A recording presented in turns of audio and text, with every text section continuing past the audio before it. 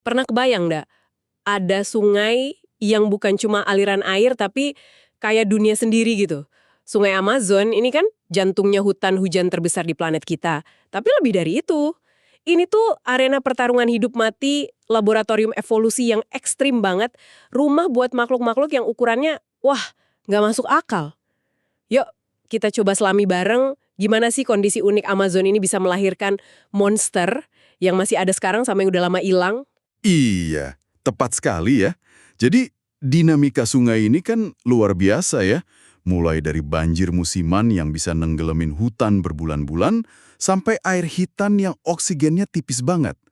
Nah, kondisi-kondisi ini justru jadi kunci munculnya adaptasi yang hebat. Dan, ini yang paling seru, ukuran raksasa para penghuninya. Ini cerita gimana lingkungan yang ekstrim itu bisa membentuk kehidupan dalam skala yang epik. Skala epik, setuju banget. Coba bayangin, hutan seluas Eropa Barat, terus dialiri sungai sepanjang 4.400 kilometer. Ada pulau-pulau kayak Anafilhanas yang hutannya kelelep, air sampai setengah tahun. Gila nggak? Airnya kan dari lelehan es Andes sama curah hujan yang ngukurnya pakai meter. Banjir ini bener-bener ngubah lantai hutan jadi dasar sungai gitu ya. Terus gimana makhluk hidup di sana adaptasinya? Adaptasinya itu luar biasa beneran. Banjir tahunan ini bukan cuma genangan biasa, tapi transformasi total. Ada pohon yang tidur, gugurin daun, malah ada yang tetap fotosintesis di bawah air. Terus ikan kayak brikon ini unik nih. Mereka jadi jago lompat keluar air buat ngambil biji dari pohon. Ada lebih dari 200 spesies ikan loh yang jadi penyebar biji di sana. Peran penting banget itu. Hah? Lompat dari air buat makan biji? Gokil. Tapi ada sisi gelapnya juga kan? Katanya air hitam pekat gara-gara daun busuk itu bikin oksigennya tipis banget. Gimana dong makhluk airnya? Nah, ini dia tantangannya. Contohnya blood mistrik. Sengatannya kan 600 volt, kuat banget. Tapi dia itu harus rutin naik ke permukaan buat hirup udara langsung pakai mulut. Oh gitu. Iya, karena oksigen di air hitam itu tipis banget. Terus ada lagi arapaima, ikan air tawar raksasa. Bisa 3 meter, 200 kilo, sisiknya tebel kayak baja, anti piranya. Dan dia juga napas pakai udara. Jadi kantung renangnya itu dimodif jadi kayak semacam paru-paru gitu. Sisik baja anti piranya sama napas udara. Bener-bener adaptasi level dewa ini. Kalau selain ikan, mamalia ada juga nggak yang punya cara unik buat bertahan di lingkungan basah gini? Oh, tentu ada. Ada berang-berang sungai raksasa. Itu predator super aktif, butuh makan ikan 4 kilo sehari. Terus kapibara, pengerat paling gede di dunia. Mungkin Anda pernah lihat video viralnya yang lagi santai dekat buaya? Ah iya, yang itu kan. Kelihatannya akur banget. Nah, itu agak salah kaprah sih. Buaya tetap aja mangsa kapibara kalau ada kesempatan. Jangan lupa juga manati, si sapi laut yang kalem itu. Pas banjir, dia manfaatin buat pesta daun muda di hutan yang terendam.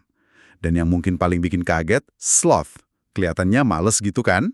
Iya. Ternyata mereka jago renang loh pas pohonnya kebanjiran. Slot jago renang? Nggak nyangka, tapi di puncak rantai makanan modern ini ada satu nama yang bikin, merinding ya. Anaconda hijau. Pasti, itu maksudnya. Ular raksasa ini bisa sampai 9 meter, berat 250 kilo. Dia penguasa di perairan tenang sama rawa-rawa. Kalau habis makan besar, kayak kapibara atau rusa kecil gitu, dia bisa puasa berbulan-bulan. Gila gede banget. Iya, ukurannya masif banget buat predator penyergap. Kalau anaconda modern aja udah segede itu, gimana sama penghuni Amazon zaman purba? Saya dengar ukurannya lebih monster lagi. Wah, Anda nggak salah dengar. Era reptil raksasa purba di wilayah ini itu benar-benar mencengangkan. Bayangin stupendemis. Kura-kura air tawar, tapi cangkangnya aja panjangnya 3,3 meter. 3,3 meter. Iya, cangkang tebel berat ini bantu dia nyelam, jalan di dasar danau purba buat cari makan. Jauh lebih gede dari kura-kura Galapagos sekarang. Cangkang 3,3 meter. Itu lebih panjang dari mobil kecil dong, gila. Tapi kayaknya ada yang lebih kolosal lagi ya. Oh jelas, Titanoboa. Ular purba dari zaman Paleosen, sekitar 60 juta tahun lalu. Panjangnya diperkirakan 13 meter, beratnya lebih dari 1 ton. Sebentar, 13 meter, berat 1 ton. Ular. Betul. Coba bayangin ular sepanjang bus kota. Dia hidup bareng kura-kura raksasa lain kayak Carbonemes. Ular sepanjang bus. Aduh, susah ngebayangin ya, zaman itu isinya apa lagi selain ular sama kura-kura raksasa? Reptil raksasanya belum habis. Jangan lupain buaya purba. Ada Purosaurus, itu caiman dari zaman Miosen. Panjangnya 12,5 meter, berat 9 ton. Astaga. Gigitannya mungkin lebih kuat dari T-Rex. Mangsanya bisa jadi termasuk Murasuchus. Ini buaya sezaman yang aneh banget. Moncongnya lebar kayak paru bebek, rahangnya lemah, giginya kecil. Kemungkinan dia makannya itu kayak nyedot lumpur sama air, terus nyaring hewan kecil. Mirip pelikan atau paus balin. Buaya nyedot lumpur. Dunia purba Amazon ini makin aneh aja ya. Nah, pertanyaan gedenya nih. Kenapa sih semua jadi segede itu di sana? Apa rahasianya Amazon? Ya, ini fenomena yang namanya gigantisme. Ada beberapa faktor kunci sih. Pertama, iklim Amazon yang stabil, hangat, lembab. Ini ideal banget buat reptil berdarah dingin. Nggak perlu banyak energi buat jaga suhu tubuh. Zaman Titanoboa itu suhunya malah lebih hangat lagi, 30-34 derajat Celcius. Sekarang kan sekitar 28. Oke, iklim. Terus?